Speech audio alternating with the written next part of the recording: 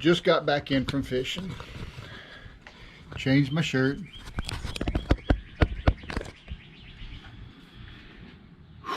It's hot. Caught 14, kept 10. Smallest one was about 2 pounds. Largest one was about 5 pounds. We're good. It's been a year since I've bought this boat. Actually, it's about 14 months. So this is going to be my year review. Hi y'all. Before we continue, if you like what you're watching, give me a thumbs up.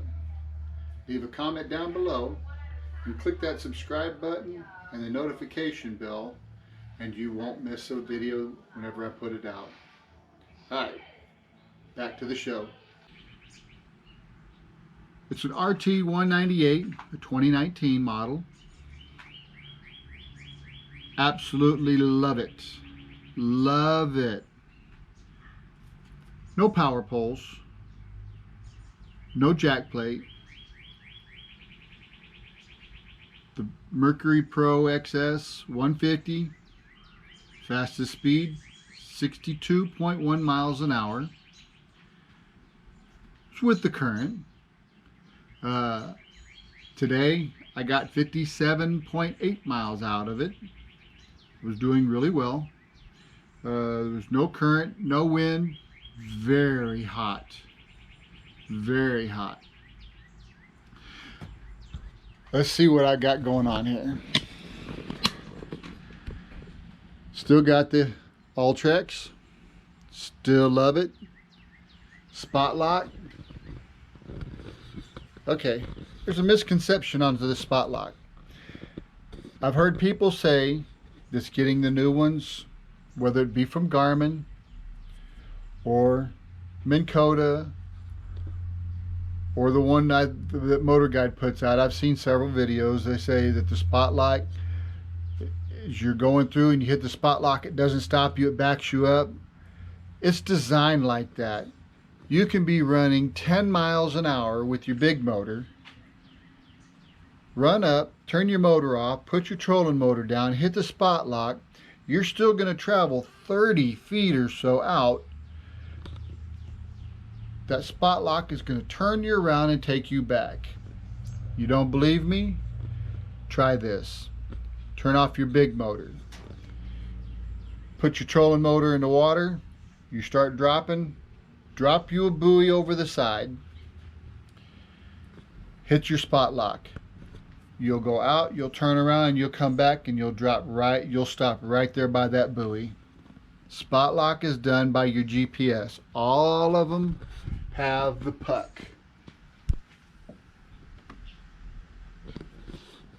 Make sure your remote control is got batteries in it. You sync up your remote control, spot lock, it will work because it tells you exactly how to do it.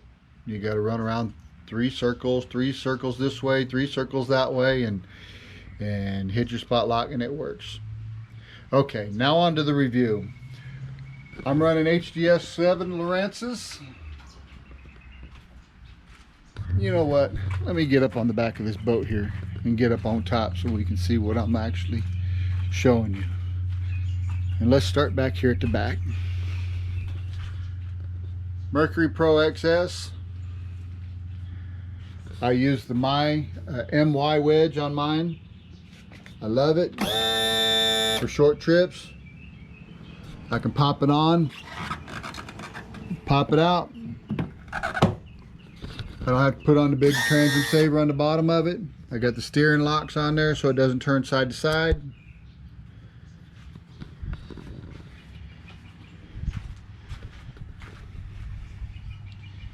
I got the Tempest 23 pitch prop. Here, let's turn it this way so you can see it. Tempest Plus 23 pitch. And since we were out today, got a little bit of scum on it, need to wash it up. Ratchet straps. The all-in-one transducer sticks out. I did add the plate on the back of the boat, so I won't be drilling holes in there. You can see the original hole for the original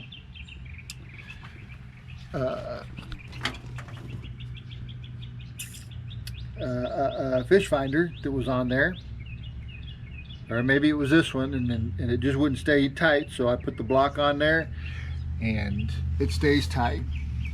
You want to know how to put these things on here and they stay? See this line right here? Line that line up right there with the bottom of your boat. You'll never lose contact with the bottom. It doesn't create a big old wake. And you always got guide to the bottom. It's got the boat buckles on it. Of course, I got mine from Barling Boat Sales here in Fort Smith. Carpet, awesome. Fuel tank, did have a problem with my fuel tank. I couldn't put gas in. Every time I put the nozzle in, it would just have to trickle to get the gas in there. What we ended up having to do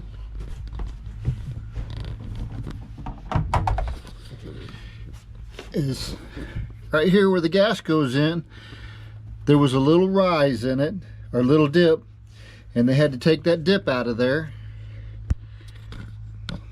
Can you see it? Now it's straight down through there, and I can put gas in full bore. I'm running 2 interstate batteries for my trolling motor side. I got the Real Pro battery charger, and I have an interstate marine cranking battery on the other side, along with another circuit breaker. Room for an extra prop. Props are $645. I've not got a new one. I have, however, bent that one. Got it fixed. Only cost me $200. The cons about these boats that I don't like is that the drain plug is manual.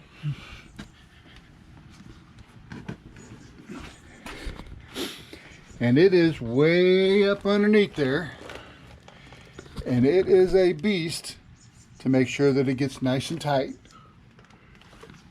If it's not nice and tight, it will leak a little bit. I did get the option for the ladder.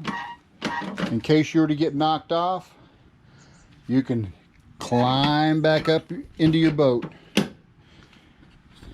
It only takes one wave, one stupid jet skier to go by you when you're standing on the bow and you fall off into the water. Okay, let's get back up on the boat.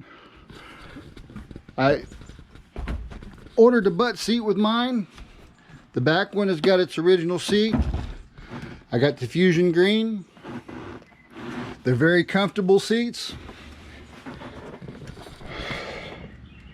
But I just don't like to sit down and fish unless I'm in the back of somebody else's boat.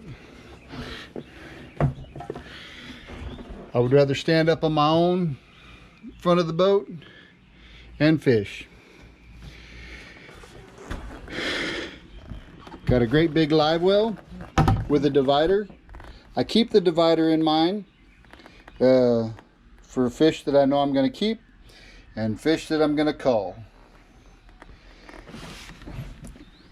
Neat feature with these RT boats is when you set this to auto,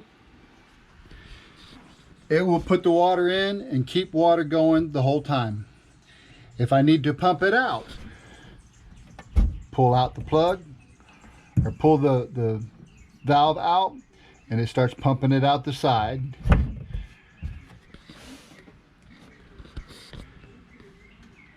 Love it. I got the coin box. I keep some towels, sunglasses in there, my floaty for my GoPro, my remote control, a little tablet that I use.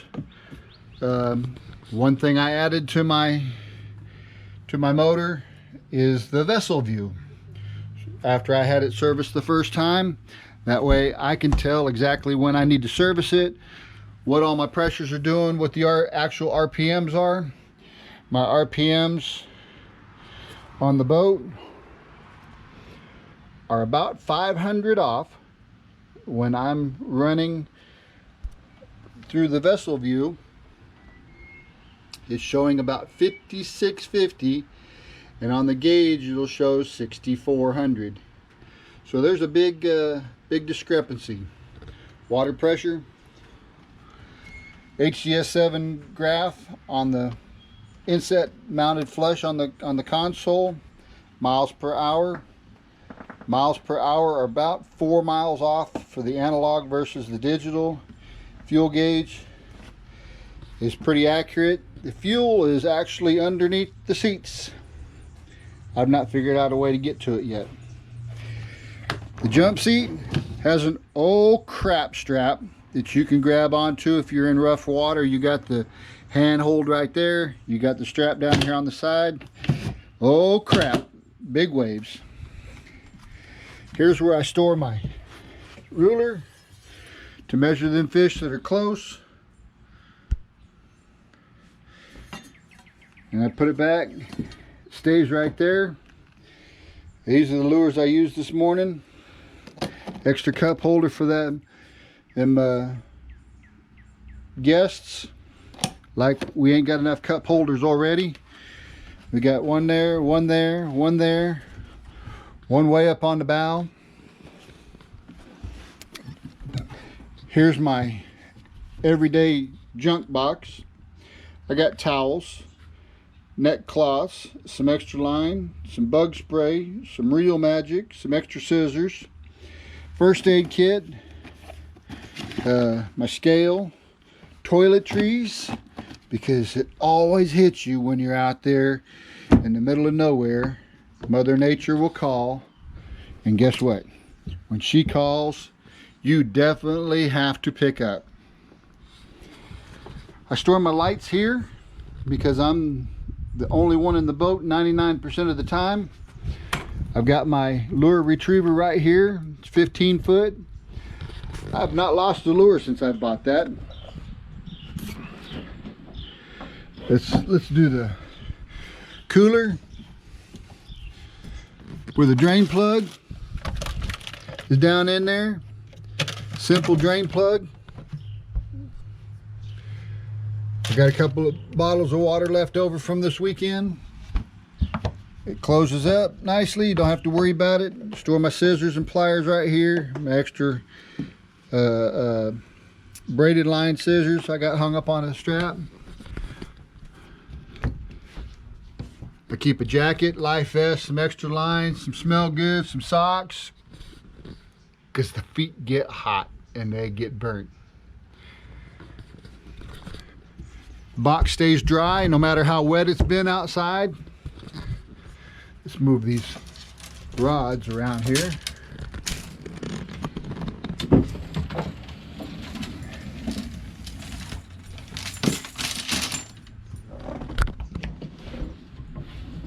Rod locker storage. Soft plastics I've got back there. Rod covers. You can actually put about 14 rods in here, and I've got every bit of that. Here's where I keep all my baits. I've got extra divider. You can keep 8-foot rods here, 7.5-foot rods over here. But if I've got a 7.5-inch rod, since I keep it covered up all the time, nobody sees it's here, it's under the cover, good luck.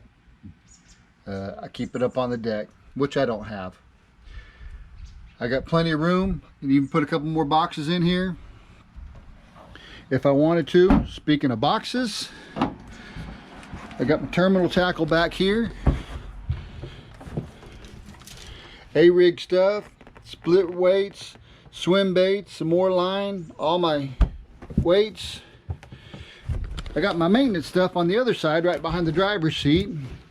Fire extinguisher, covers, rope, WD-40, fuel additive, fish additive, gloves, face mask for driving 60 miles an hour. Like I said, I got the adjustable butt seat. Goes up, goes down. My cover works with it on. Recessed foot pedal. Hydrowave. Another LOWRANCE 7. You got your motor and lights up front. Switches to adjust up and down for your motor. Your nav lights. Put in your hole. Hydrowave is right there on the front of the boat. This item is quiet. What noise you hear from the motor up here does not translate underneath the water. It doesn't scare the fish. It's so easy to operate. There's hardly any push that you have to do to this. You got an extra spot for some more scissors, some pliers up here, your drink, one rod strap. Works wonders. Not lost a rod yet. Recessed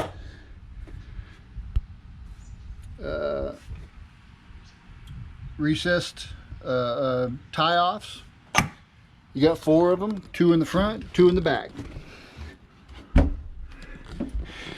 Trolling motor comes with an actual cable, not a string. Comes with the spare tire. Comes with the great 800-pound jack on it. Comes with a swing tongue, 5-pin for your electrical. Comes with the emergency brake cable. I keep it locked up whenever I go somewhere. Running lights all the way down the side. Like I said, just pulled it out of the water earlier. I have got no problems with my boat, none whatsoever. You see where I drained the live well. Yep.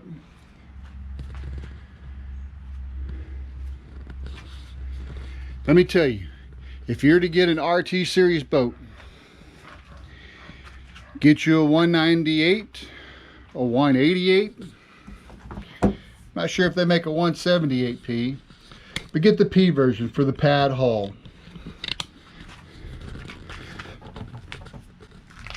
Your boat is normal everywhere,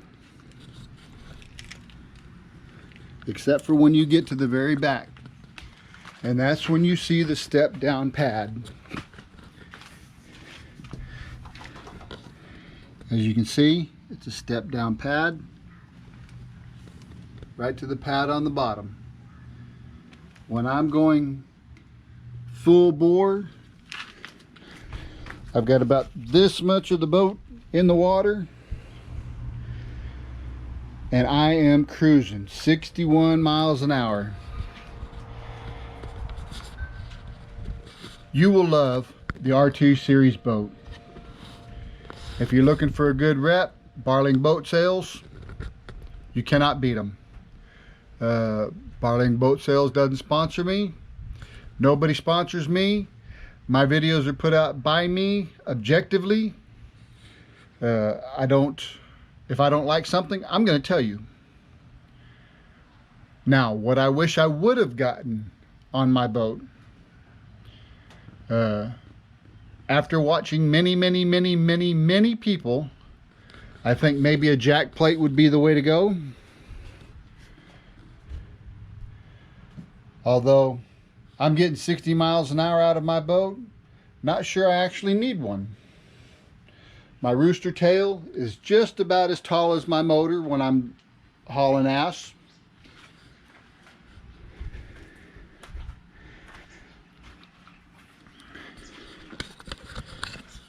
If you got any questions, leave them in the comments down below.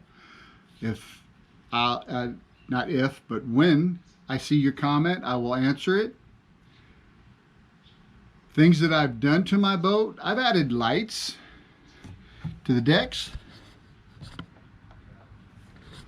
Let's see, can you see that? Yeah. And they're green. I've got it hooked up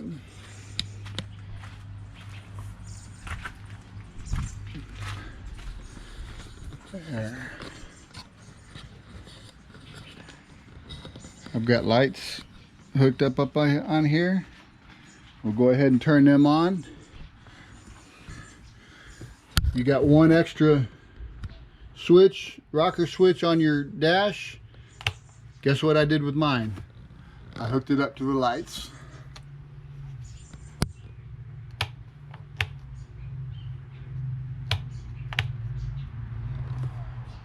And I have lights inside my box. I'm sure that you can order lights for your box. I didn't think it was a thing until I was out there, dark 30 last year, and couldn't see inside my box. So when my underlight is on,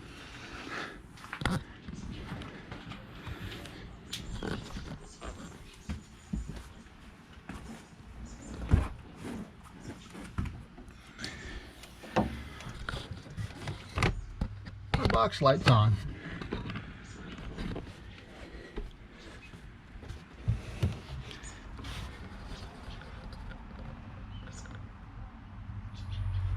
So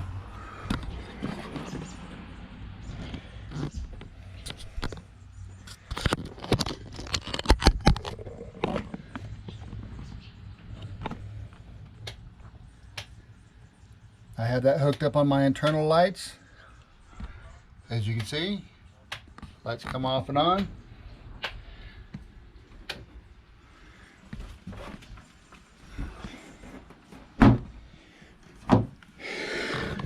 I still have one set that I want to mount on the back section back there. I've not gotten around to it yet. These are the TH Marine lights.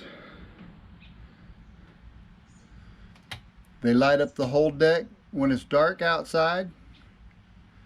My trailer has green lights on the bottom of it, so that when I'm going down the road,